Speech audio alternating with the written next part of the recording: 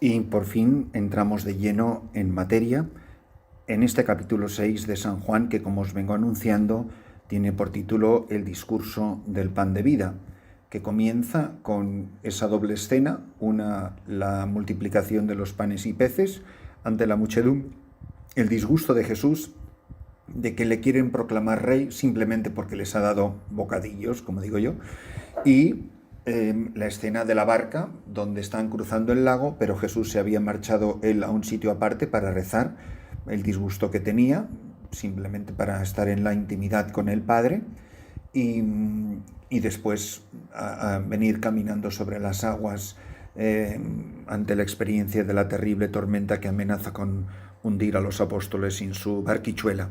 Y así entramos, como digo, de lleno en este discurso precioso que, con los tiempos que están corriendo, con las dificultades que tenéis muchos de vosotros para recibir la Santa Eucaristía, sin la cual el mundo no puede vivir porque es el único pan que da vida al mundo,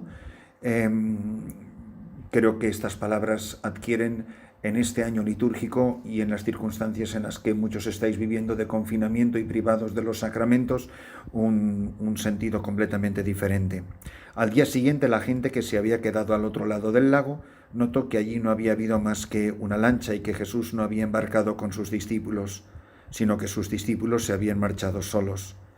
Entretanto, unas lanchas de Tiberíades llegaron cerca del sitio donde habían comido el pan, sobre el que el Señor había pronunciado la acción de gracias. Fijaros cómo Juan trata de reforzar el matiz eucarístico. No es simplemente que había dado pan de comer, sino que lo había bendecido y lo había multiplicado. Era el pan del milagro, era el maná escondido, el maná de la nueva alianza, que no es el que nos dio Moisés en el desierto, sino el que os da mi Padre, y que soy yo mismo, la carne del Hijo del Hombre.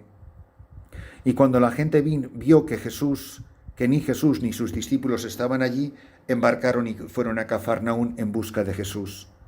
Al encontrarlo en la otra orilla, fijaros qué bonito, y Gonzalo Mazarrasa, mi querido amigo sacerdote, tiene una canción preciosa donde habla precisamente a la otra orilla, el simbolismo que significa: somos hombres y mujeres que, comiendo el pan que ha bajado del cielo, somos los únicos que somos capaces de llegar a la otra orilla, de la orilla del tiempo a la orilla de la eternidad, de la orilla de lo transitorio a la orilla de lo eterno, de la orilla de las cosas que van y que vienen, con su simpleza, sus avatares, sus pequeñas anécdotas diarias, a lo que es eterno, a lo que es definitivo, a lo que es para siempre.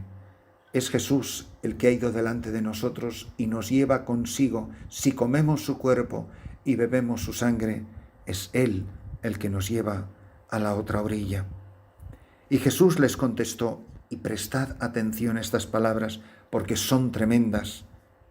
Os lo aseguro, me buscáis no porque habéis visto signos, sino porque comisteis pan hasta saciaros. Trabajad no por el alimento que perece, sino por el alimento que perdura, el que os dará el Hijo del Hombre, pues a éste lo ha sellado el Padre Dios. Y le preguntaron, ¿cómo podemos ocuparnos en los trabajos que Dios quiere? Y les dice, este es el trabajo que Dios quiere, que creáis en el que Él ha enviado. Y mirad, este pan, la Santa Eucaristía, el pan vivo que ha bajado del cielo, es el centro y el corazón de nuestra vida.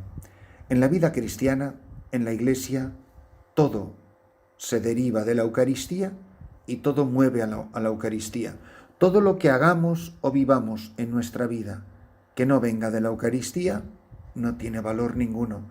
Toda actividad, toda tarea, toda oración, todo lo que es la vida de una persona que no esté existencialmente orientado hacia el sagrario, orientado hacia la custodia, orientado hacia Cristo alzado entre el cielo y la tierra, el mismo cuerpo que llevó María en sus entrañas, el mismo cuerpo que colgó del madero de la cruz, el mismo cuerpo, la misma persona, la misma vida que dio vista a los ciegos, que hizo andar a los cojos, que resucitó a los muertos, que limpió a los leprosos, que perdonó los pecados.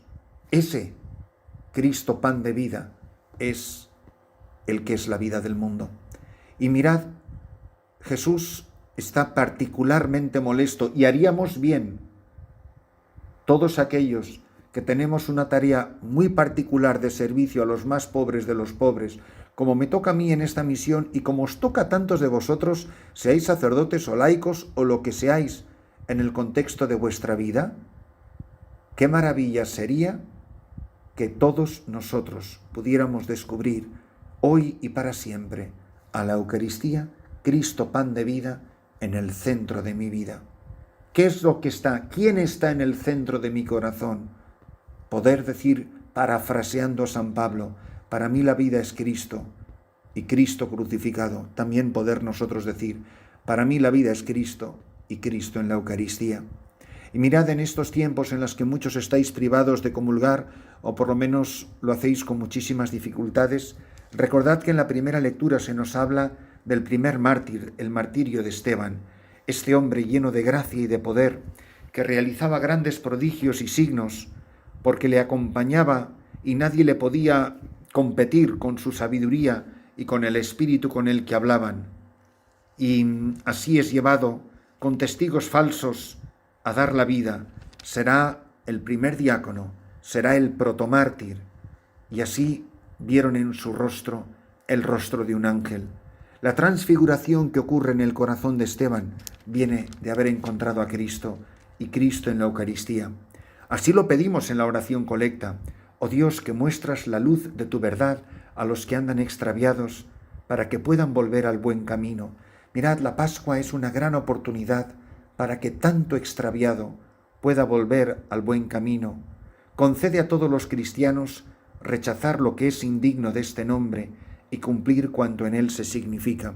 Y yo quiero aprovechar esta oración colecta y esta oportunidad, este momento, para que todos nos paremos a pensar, sobre todo los que no podéis recibir la comunión ni siquiera hoy domingo, que os paréis a pensar, ¿cómo he recibido a Cristo hasta ahora? Porque si yo de verdad me creyera que Jesús está realmente presente en el Santísimo Sacramento del altar, me debería desmayar, literalmente desmayar de la felicidad. Os animo, os invito a pensar cuántas veces hemos recibido a Cristo en la Eucaristía, a Cristo pan de vida, prenda de vida eterna, fuente de todas las gracias. Es el pasto de mi alma que me da el buen pastor, Él mismo. ¿Cómo lo he recibido? Y tantas veces reconoceré haber comulgado en pecado mortal, haber celebrado misa en pecado mortal. ¿Cuántas veces he rechazado el don de Dios que se me ofrecía como alimento de salvación? ¿Cuántas veces no habré despreciado a Cristo por estar en pecado venial, por estar distraído, por tener tanto rencor y tanto odio, por tener tantos vicios, por salir de misa? Recuerdo esas palabras tremendas de ese converso francés, ese filósofo y literato francés laico, Paul Claudel, un filósofo que a mí me ha hecho mucho impacto, mucho bien en mi vida, y que se convirtió y se bautizó a una edad muy tardía, tenía más de 50 años, pero le dolía mucho ver a los católicos de siempre cómo salían de la iglesia el domingo. Y los veía pues que salían de misa hablando de cualquier cosa. Acaban de estar con Cristo resucitado, pan de vida, el Hijo del Padre Eterno, con la Santísima Trinidad, una experiencia del cielo en la tierra, que es lo que es cada Santa Misa. Y decía él esta frase tremenda: míralos, bajan del Calvario y vienen hablando del tiempo. Pero esto nos pasa a los sacerdotes en la sacristía. Volvemos a la sacristía como que hemos terminado una función, una obra de teatro, y nos ponemos a decir tonterías con el concelebrante, con el monaguillo o con la que ha leído la primera lectura. Os pasa a los católicos, salís de misa y os encontráis con los vecinos, con los amigos, con los parientes, con los colegas, con los de la comunidad, como que aquí no ha pasado nada. O sea, es tan irrelevante lo que pasa en la misa que salimos de la iglesia y nadie dice ni una palabra de lo que acaba de pasar ahí dentro. Nos vamos a casa, nos vamos caminando por la acera, vamos al aparcamiento a coger el coche, como si aquí no ha pasado nada. Y es tan triste ver lo mal que comulgamos los católicos, lo mal que celebramos los sacerdotes, que estamos tan pendientes de ceremonias y de rúbricas, pero somos incapaces de captar la profundidad del misterio que se acaba de celebrar. Yo os animo, sobre todo en este tiempo de ayuno forzoso, que os paréis a preguntar, ¿volveré a comulgar como comulgaba antes? ¿Os sabré apreciar y reconocer y agradecer el don que se me ha concedido, la gracia más grande de todas, que es llevar en mi pecho al Hijo de Dios, como la Virgen lo llevó en sus entrañas y en su bendito corazón? Señor, que yo siempre me haga digno de llevarte en mi corazón, que yo sea buen amigo y compañero, como decía Santa Teresa de Jesús, a solas con tu amistad. Señor, llévame contigo, y que yo siempre te lleve dentro, y que todo el que se encuentre conmigo sepa arrodillarse ante el misterio del que soy indigno portador, un tesoro en una vasija de barro. Les diste pan del cielo que contiene en sí todo deleite, todo el bien espiritual de la Iglesia, nos dice el dogma de nuestra fe, está encerrado en ese pequeño pan de vida. Que en ese pequeño pan de vida tú y yo encontremos la razón de ser, para existir, para vivir, el tesoro escondido, la perla de gran valor. Porque te tengo a ti, dice Gonzalo en una canción, lo tengo todo. Porque te tengo a ti, he puesto rumbo al cielo sin transbordo. Porque te tengo a ti en la Eucaristía, Señor, soy feliz.